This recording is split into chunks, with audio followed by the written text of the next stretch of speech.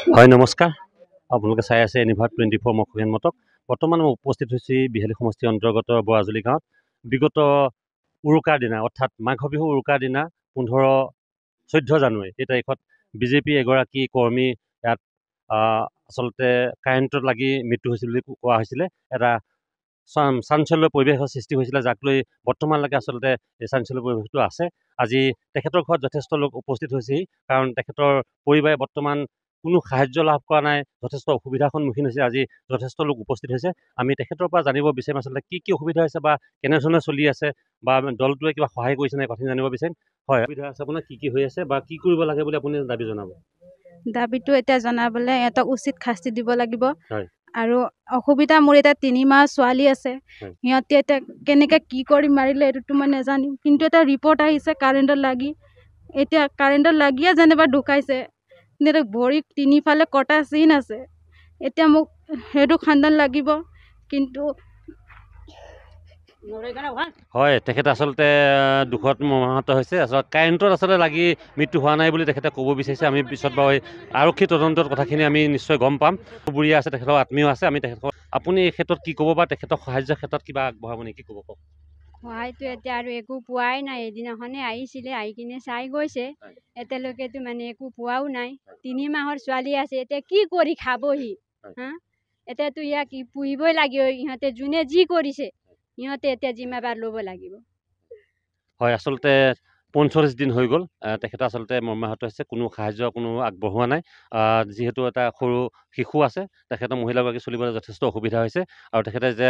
দুখত মৰ্মাহত হৈছে আচলতে তেখেতৰ মৃত্যুৰ 45 দিন পাৰ হৈ যোৱাৰ পাছতো আচলতে কোনো ধৰণৰ আচলতে ভালভাৱে সহায় আগবঢ়োৱা নাই আমি আৰু আত্মীয় আছে আমি তেখেতৰ পৰা জানিব বিচাৰিম এগৰাকী জ্যেষ্ঠ ব্যক্তি আছে আইতা এগৰাকী আছে আমি তেখেতৰ পৰা জানিব বিচাৰিম আচলতে কি মন্তব্য আগবঢ়াব এই ক্ষেত্ৰত আমিতো আজিলৈকে নবীনৰ কাৰণে এটা ৰিপৰ্টো পোৱা নাই ৰিপৰ্টো পোৱা নাই কিন্তু এতিয়া চক দেখা দেখি কটা চিন আছে এতিয়া আকৌ কাৰেণ্টত লাগি পেলাই মৰিছে বুলি কৈছে কাৰেণ্টত লাগি মৰা মানুহ ইমান 1-1.5 কিলোমিটাৰ দূৰণি লৈ পেলাই কেনেকৈ পেলনি গ'ল সেইকেইটা কিন্তু বিচাৰ আমাক আজিলৈকে আমি পোৱা নাই এই বিচাৰটো আমি পাব লাগিছিলে নহয়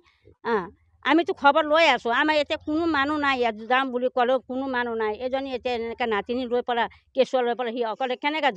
যাম বুলি ক'লে মানুহটো কোনো নাই নহয় তাত এতিয়া সিটো এতিয়া কেঁচুৱা কেনেকৈ পুহিব আৰু তাতো উপায় নাই মাটি বাৰীও ইমান নাই ঘৰ বাৰীও দেখিছে আপোনালোকে কেনেকৈ আছে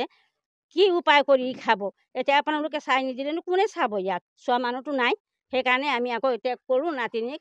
নিউলাজ মাতি পেলাই হ'লে দুখাৰ কথা কওঁ তোৰ দুখৰ বেদনাটো আকৌ পাৰ কৰ বুলি আমিয়ে লগাইছোঁ তাত ক'বলৈতো আৰু একো নাই আমাৰ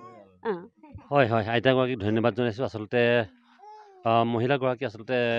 যি তেখেতে তেখেতৰ হাজবেণ্ড মৃত্যু হোৱাৰ পিছত তেখেতে কোনো সাহায্য লাভ কৰিব পৰা নাই তেখেতে মৰ্মাহত হৈছে আৰু দুখত ভাগি পৰিছে তেখেতে ক'ব পৰা নাছিল আমি আপোনাৰ পৰা আকৌ জানিব বিচাৰিছিলোঁ আচলতে কি জনাব আপুনি হয় মোৰ এতিয়া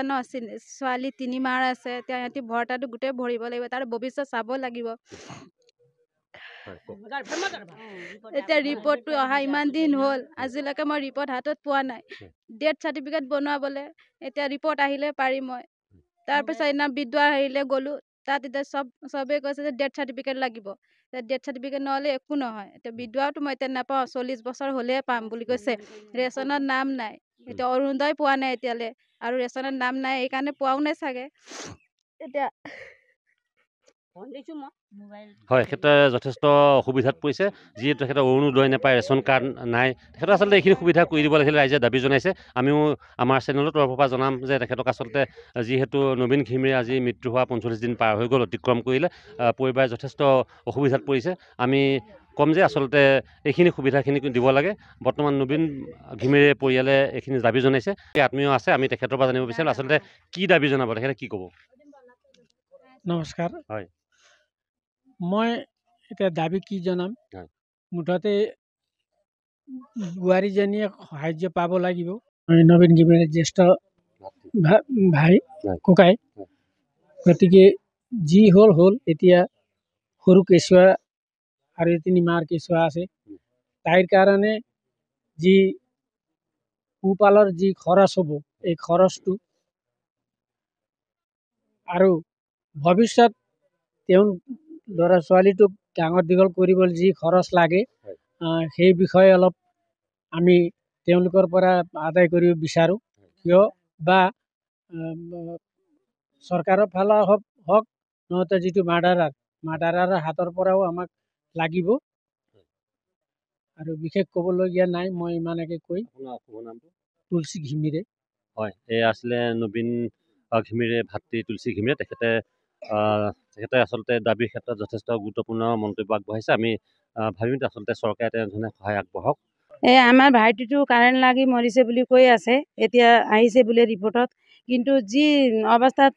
এই ডেড বডিটো আনিছে আমাক পষ্টমৰ্টম কৰি পেলাই, কাৰেণ্ট লগা মানুহটো তেজ নোলায় বুলি শুনিছোঁ, কিন্তু পূৰা তেজতে লুটুৰি পুটুৰি আছিলে আমাৰ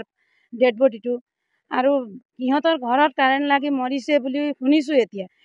ঘৰত কাৰেণ্ট লাগি পেলাই মৰা মানুহজন কেনেকৈ ৰাস্তাত আহি পেলাই চাহপাতৰ বাগানৰ মাজত পালোঁ, এই কথাটো আমাক ন্যায় লাগে। তেখেতে আচলতে যথেষ্ট গুৰুত্বপূৰ্ণ কথা উত্থাপন কৰিছে। আচলতে তেখেতে কাৰেণ্ট লাগি মৰা কথাটো তেখেতে আচলতে বিৰোধিতাচৰণ কৰিছে। এইখিনিত বাৰু আমি নকওঁ, আইনে সেই ক্ষেত্ৰত নিশ্চয় আগভাগ ল'ব। এয়া আছিল আজি নবীন ঘিমিৰে পৰিয়ালৰ আচলতে দাবী সম্পৰ্ক একত্ৰিত হৈ দাবী জনাইছে, চৰকাৰলৈ আহ্বান জনাইছে যাতে বোৱাৰীগৰাকীক সহায় আগবঢ়াই। চাই থাকিব এনি ভাৰত 24।